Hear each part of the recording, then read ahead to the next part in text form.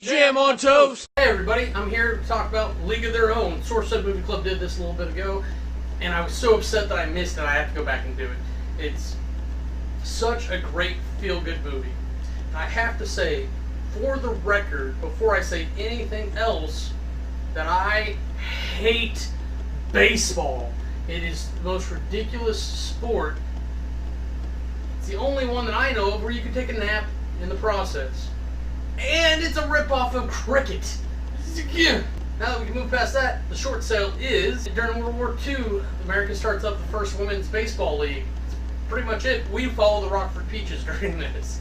My love it for this movie is there's this one scene, I can't even think about it without laughing, where a little kid, like, I guess he's supposed to be like 14, 15, drives Dottie to a bar to go get the rest of the girls. He's all trying to act smooth with her. He's like, "What's the matter, doll face? How about we slip into the back seat and you make a man out of me?" And her response, without missing a beat, in that perfect Gina Davis tone, is, "How about I smack you around for a while?"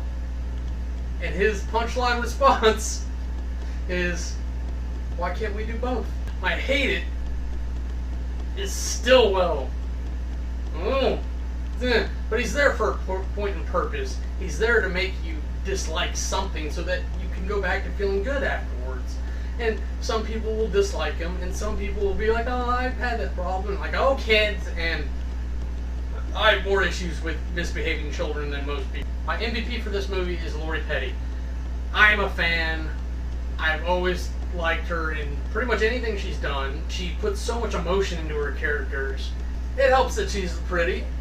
Even more so, the direction she puts her character in with Dottie especially and the rest of the team, it gives you that little bit of friction that makes everything else look good.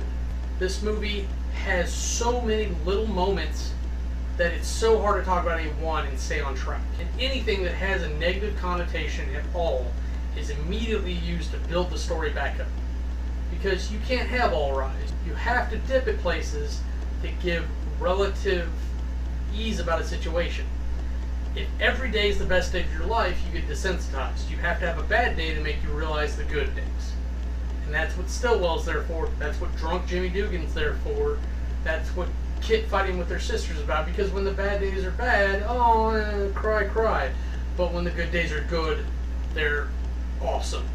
And you're so happy for everything. But let's move on to the categories. Aesthetics. They did such a good job of making what they needed to make look like what they needed to make it look like. And making it look good. They had everyone dressed true to form for wardrobe. And they had them dressed well for that. All the locker room scenes were done very tastefully. There's no nude scenes. There's a little bit of sex there, but it's people changing in a locker room. It's not like, "Pow, chicka, wow, wow." And I appreciated that for once. As much as I'd love to see Laura Petty get down on some of the other girls, this was not the time and place for it. This was not that movie, and it would have ruined it. Now, not to say they didn't put sexualization in there, because that was a focus of it. Because this is a time where, oh my god, I'm derailing again. So sex gets an 85. Character development. I don't know if I can name another movie that does so many characters so well in such a short amount of time. Every single little action that these girls take, speaking roles or not, displays their personality. And the speaking roles are well developed. Even people that you only see for a little bit. The bus driver, you can tell exactly what he's had to put up with through the context of everything else that's happening and his reactions where he quits. So character development gets a 90. Moving on to storyline. While the overall story is disappointing because A, it's about baseball. It's a time period when women weren't recognized as people. They didn't get to vote. They didn't have a lot of options. They were used when no one else was available, and people were still scared of people because of the color of their skin. Which they touched on, and I'm so glad they did, because that made that scene a little bit more powerful. Because you don't see any African descended people in the movie except for that one scene where they're on their own little bleachers and it makes me angry, which just makes me feel good later about the rest of the movie. Built so well, so well.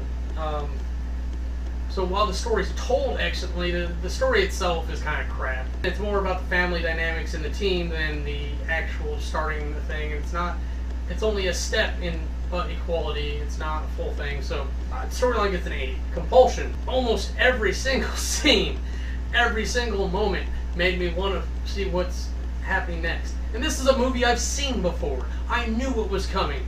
I wanted to see it. I wanted to know what was happening. I wanted to be reminded what the good dynamics were happening amongst the teammates, what the bad dynamics were happening, when this was going to make me feel this way, when that was going to make me feel that way. It's such a great movie, moment to moment to moment. That's why Compulsion gets a 9. So if we total everything up, we get an average of 86.25. Makes it a top tier movie for me. I can't say it's the best movie I've ever seen, but I can definitely say it makes me feel things in all my heart places. And I can say that it's a great movie that anyone can enjoy, not necessarily just sports fans. Alright, so for my wrap-up review, great movie, recommend it for everybody. Go see it now. It's on Netflix, probably. If not, buy it. I guarantee it. That's it for me. I'm Cameron. Have a nice day.